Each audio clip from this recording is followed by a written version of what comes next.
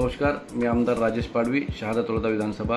आज शहादा येथे सामाजिक न्याय विभाग व विशेष सहाय्य विभाग याच्या नवबौद्ध समाज कल्याण समिती मार्फत त्या ठिकाणी मुलांचे वसतिगृह आहे।